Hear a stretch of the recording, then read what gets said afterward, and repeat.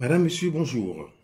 Aujourd'hui, je vais parler politique, notamment des hommes qui nous gouvernent ou sont appelés à nous gouverner. Il faut savoir que la plupart des hommes qui nous gouvernent dans ce monde ne sont en réalité que des instruments des classes politiques ou financières affairistes dominantes. Un exemple. Quand Emmanuel Macron devient président en France, c'est tout sauf le hasard. Quelques mois avant son élection, il ne disposait d'aucun parti politique, juste d'un mouvement de réflexion. Le cas de George Bush Jr. n'est pas moins édifiant. Cancre devant l'éternel, dernier de classe pendant presque toute sa scolarité, cela n'a pas empêché l'oligarchie financière dominante, à laquelle appartient d'ailleurs sa famille, à l'aider à devenir le 43e président des États-Unis d'Amérique.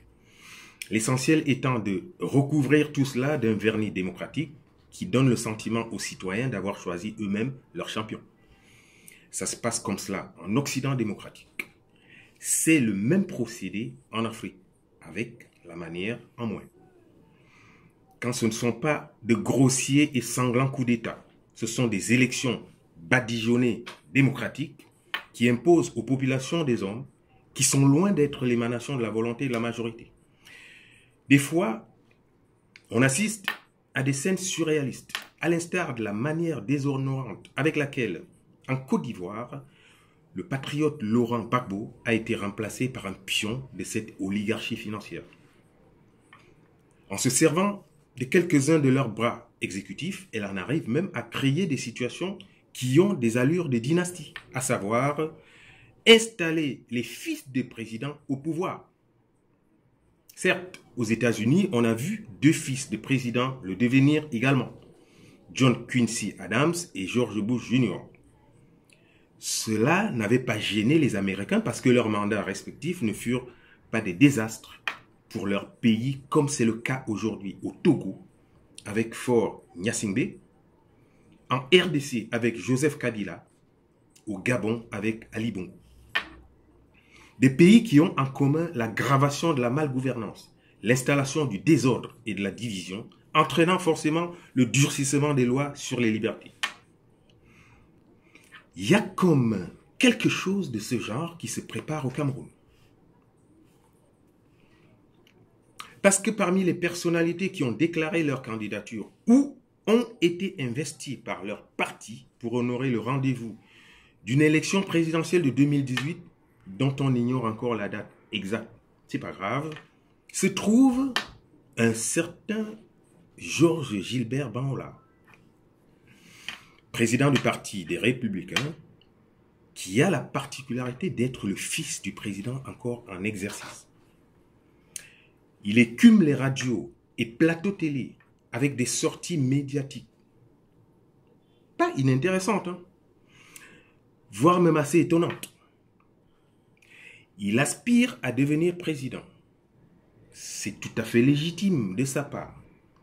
C'est à son honneur et il en a parfaitement le droit.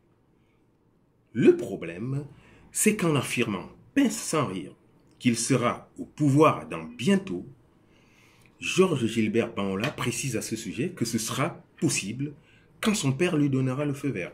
En clair, il est dans les starting blocks et prêt pour le signal du top départ. Jusque-là, ça va encore.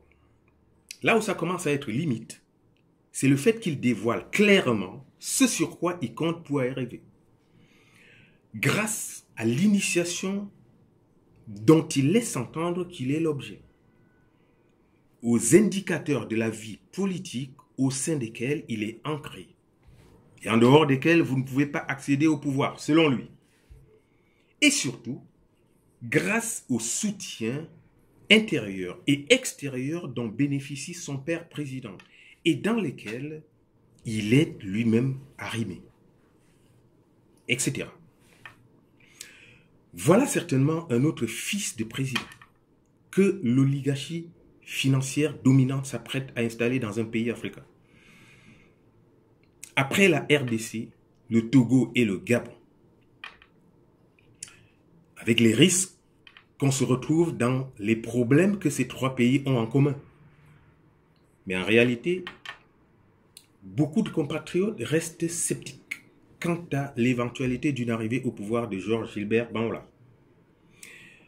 Ces nombreux, on va dire, Banhola sceptiques n'imaginent pas celui qui se déclare être le fils de Paul Biya guerroyer contre son père si ce dernier remet son mandat en jeu. Et puis, pour les moins sympas, en tout cas, ils le traitent de guignol, charlatan et autres noms d'oiseaux du même genre.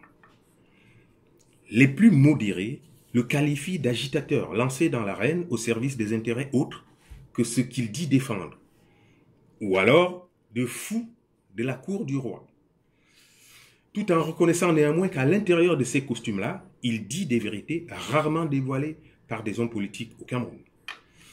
Parce que finalement, Georges Gilbert Banhola, lui, a ce culot, au point où il parle même de ce qu'il appelle les cahiers de charges, sous-entendu les conventions signées et étalées sur près de 90 ans, qui font de certaines de nos richesses la propriété des autres. Écoutez, chers amis, à titre personnel, rien que pour ce dernier point, fils du chef de l'État ou non, j'ai sur cet homme un autre regard. Même si je me demande parfois si c'est de la maladresse, l'inexpérience ou une stratégie volontairement mise en route. C'est difficile à voir ça, à cerner. Mais nous sommes en politique, encore plus en Afrique, où tout est envisageable. Georges Gilbert Banhola peut ne pas être qu'un simple agitateur qui profite amplement de son statut pour rouler carrosse. Raison pour laquelle je vais m'adresser directement à vous, Monsieur Banhola, et pas à vos puissants soutiens.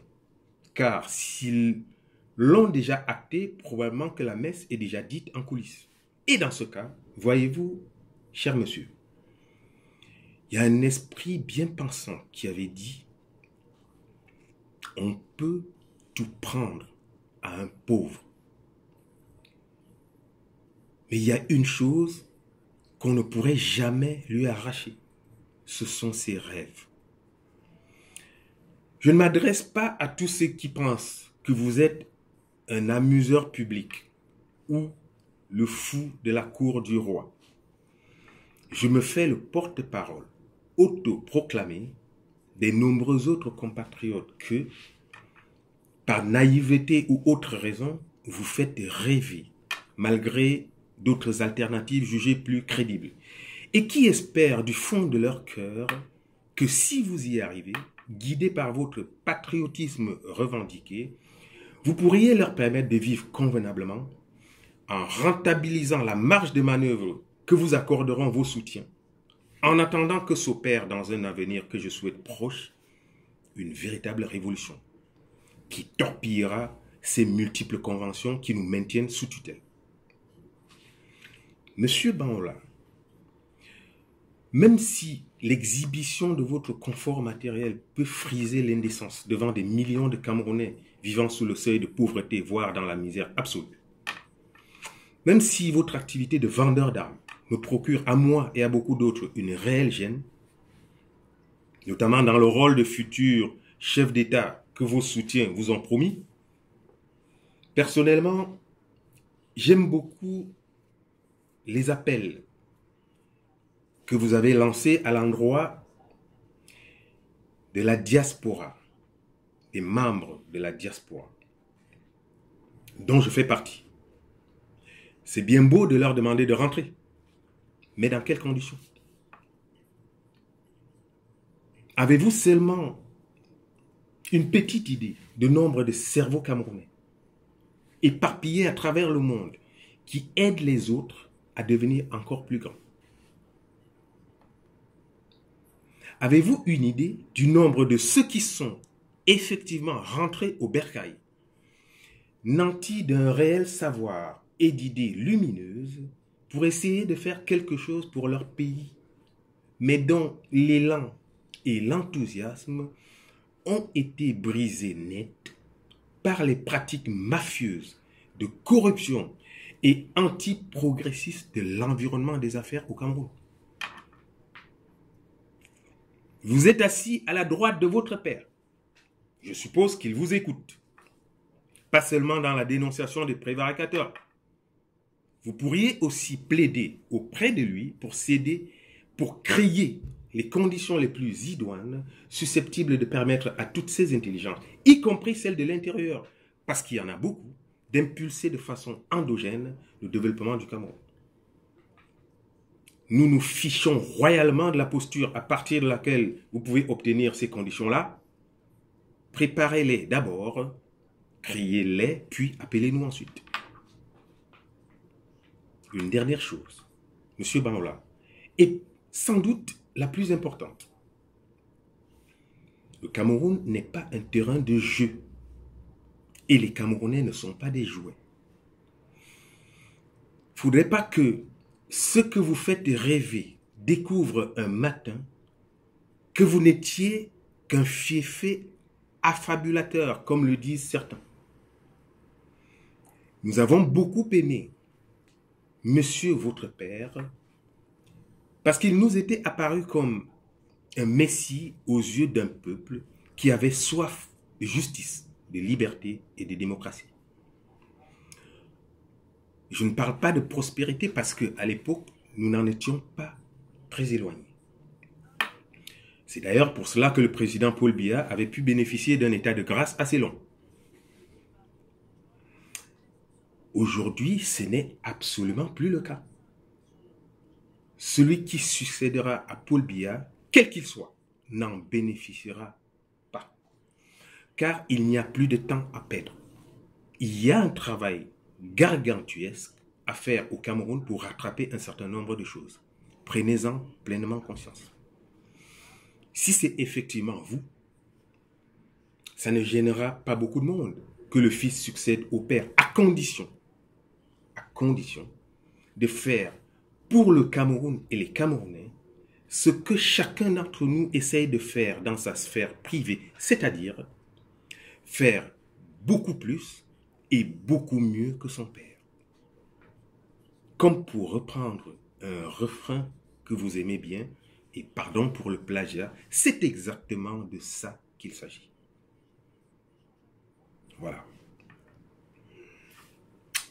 Rendez-vous au prochain épisode, chers amis, dans lequel je vais retrouver mon principal fonds de commerce, c'est-à-dire l'éclairage sur les opportunités d'emploi réels et potentiels à créer, à développer et même à imaginer au Cameroun. Je vous parlerai de l'eau et de l'énergie. En attendant, si vous avez trouvé cette vidéo intéressante pour X ou Y raison, je vous prie de bien vouloir la partager à volonté pour qu'elle puisse toucher le plus grand nombre et arriver particulièrement jusqu'à M. Bangola. Ce n'est pas mon ami, donc je ne peux pas la lui envoyer comme je le fais avec vous. Bonsoir. Bonsoir à tous.